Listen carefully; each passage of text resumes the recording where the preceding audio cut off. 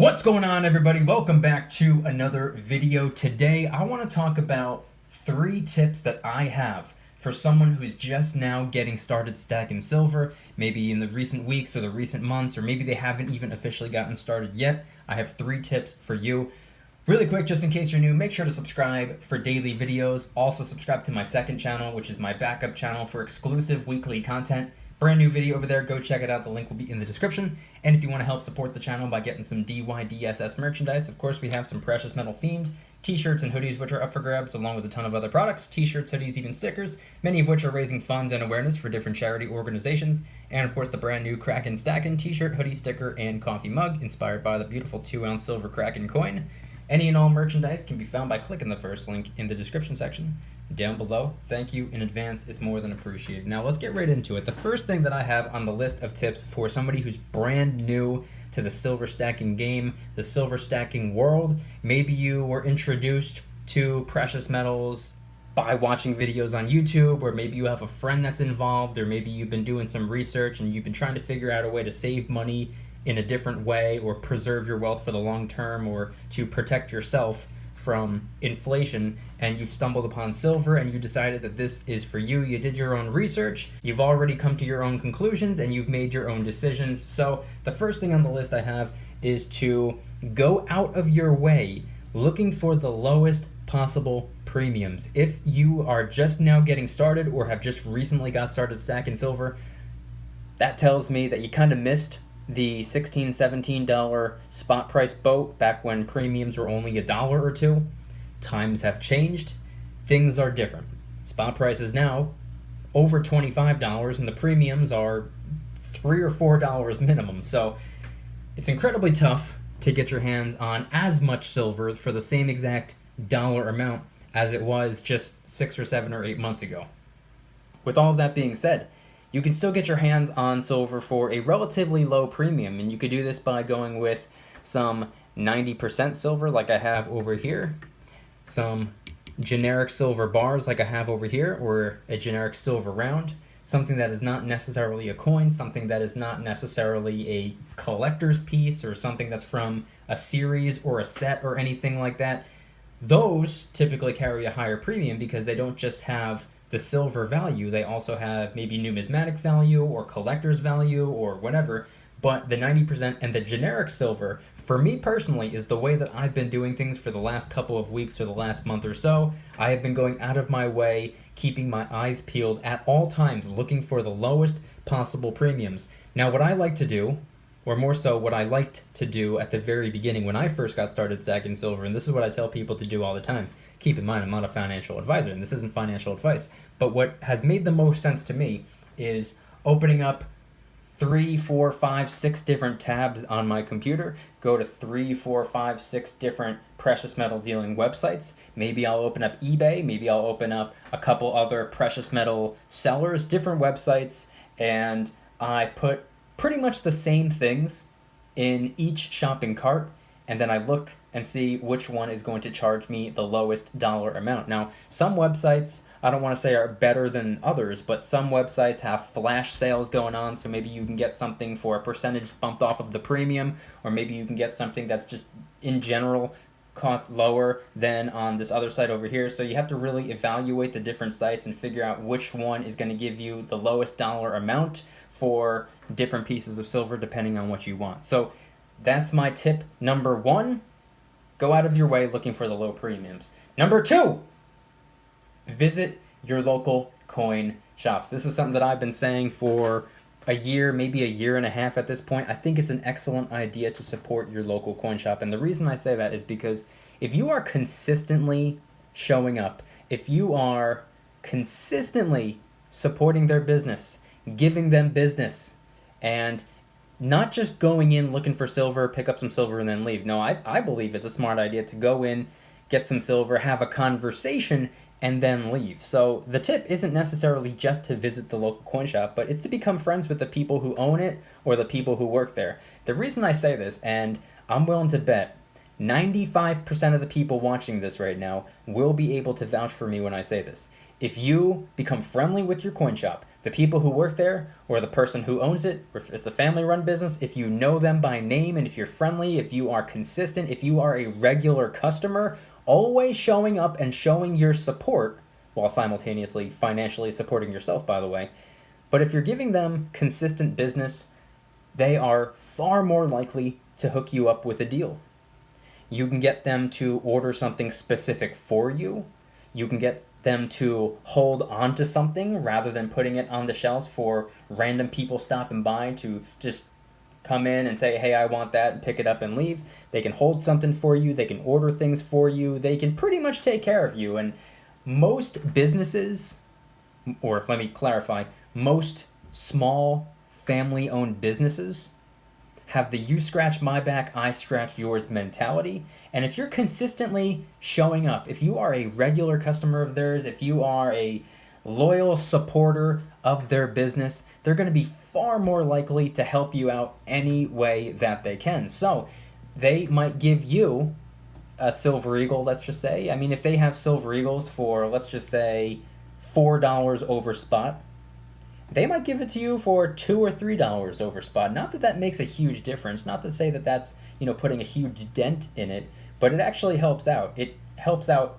immensely, especially over a long period of time, because that $1 or $2 that gets bumped off, that adds up over a long period of time. And if you save $2 on every single Silver Eagle that you pick up, over a couple of weeks or over a couple of months, those dollars that you save could pick you up a whole nother Silver Eagle that you otherwise wouldn't have had the cash to pay for or to convert into.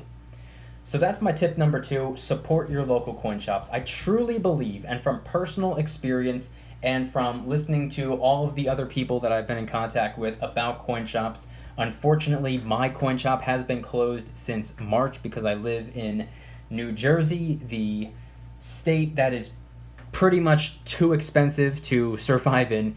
A lot of businesses are forced to overcharge, and it's not just coin shops, it's restaurants, it's everything. They're forced to overcharge just to stay afloat, and unfortunately, with New Jersey being hit pretty much one of the hardest out of all of the states over these last couple of months, coin shops are not deemed essential for some reason. Don't ask me why, it makes no sense to me. A place to convert your currency into money or to liquidate your money to get your cash so you can pay some unexpected medical expenses or car repairs or some type of financial disaster or some type of financial hardships. If you got laid off of work and you have this silver and you need to liquidate just to pay some bills or to buy some food or whatever it is that you need to do, the coin shops, for some odd reason, are not considered essential. I believe that they are, but then again, I might be a little bit biased because I think all businesses are essential. Anyway, moving forward, that was tip number 2. Now, tip number 3 is to begin diversifying right off of the bat. So like I said earlier in the video, when it came to the first tip, you might want to go for the lowest possible premium silver. And you can do so by getting the 90% or the generics, or even if you get a coin for a pretty fair premium.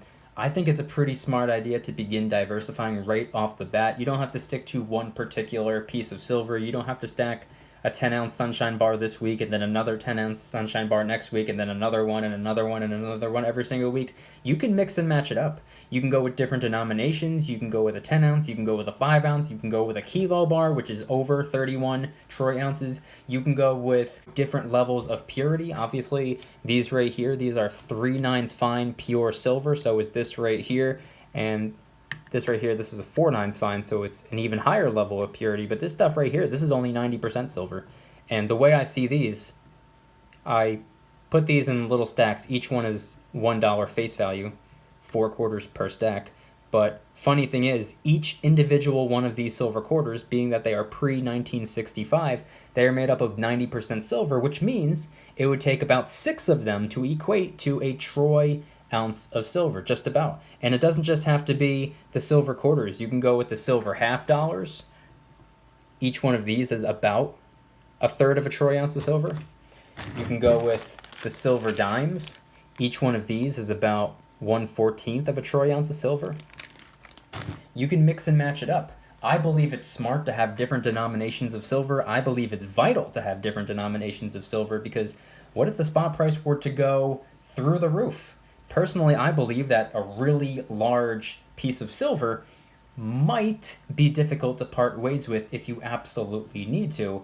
Probably not, but it's definitely a possibility. And with what I like to refer to as fractional silver coins, a third of a troy ounce, a sixth of a troy ounce, or a 14th of a troy ounce, all it takes is 3, 6, or 14 to break a troy ounce of silver, or make change for a troy ounce of silver. So that's what makes sense to me. It might make sense to you.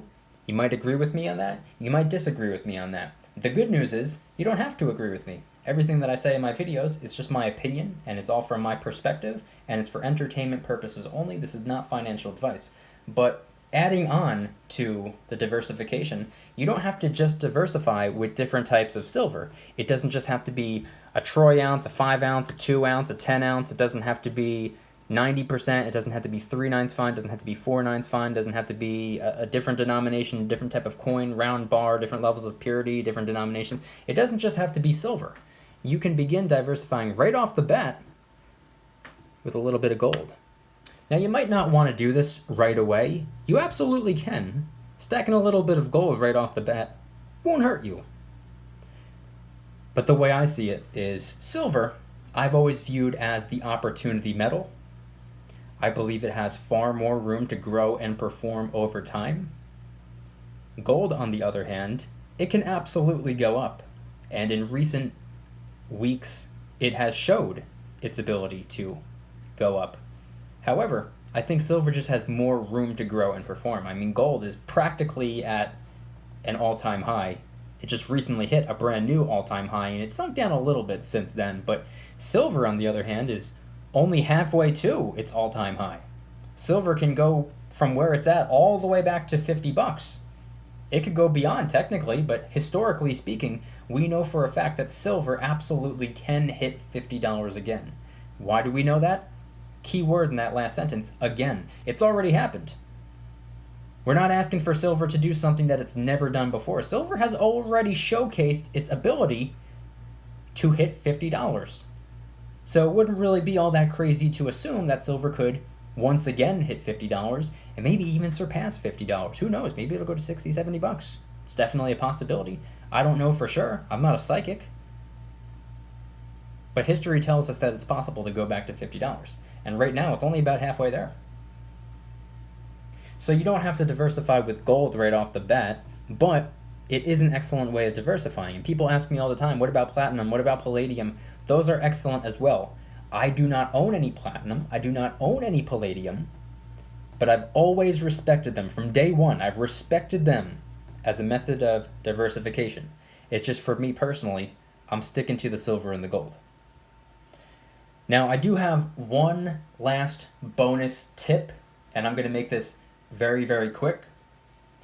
And that is to do your best to ignore the comment section fortune tellers. There's a lot of people. I've been doing this for 2.5 years, and I've gotten hundreds, if not thousands, of comments from people over the years saying silver's going to be a specific price by a specific date. 100% of the time, they have been completely wrong, and not just completely wrong. Oftentimes, they are way off. Some people say it's going to $1 million. Some people will say it's going to $4. So people just feel more comfortable having an answer, even if it's the wrong answer. So they're not necessarily telling me or you that silver is going to be a certain price by a certain date. They're pretty much telling themselves it's going to be a certain price by a specific date, because they have absolutely no idea. And the way the human brain works, we do not like not knowing. We do not like uncertainty. We do not like being left in the dark. So even if we have an incorrect answer, oftentimes it makes us feel a little bit better than not having an answer at all. So that's the fourth tip. Ignore the financial claims that random people with no credentials make. That's why I don't make financial claims. That is why I don't make financial predictions. That's why I don't make financial guarantees. This is all speculation, and it's for entertainment purposes. And if anybody's interested in joining the Precious Metals VIP Club, which is a way that I can do things on my own terms and not on YouTube's terms, where I can host privately held live streams. They're much smaller, easier to manage. Trolls are not able to access it. You can watch every single one of my YouTube videos commercial free. You can get your name added to an outro shout out board if you want to get a shout out in every video. You can get year-round discounts with personalized promo codes, and you can get access to giveaways and much, much more coming soon. So if anybody wants to join the Precious Metals VIP Club, it'll be the first link in the description. I look forward to having you there. If you guys enjoyed today's video, please hit that like button. If you guys like me, make sure to subscribe. New videos every single day, 365 days a year. Also subscribe to my second channel, which is my backup channel for exclusive weekly content.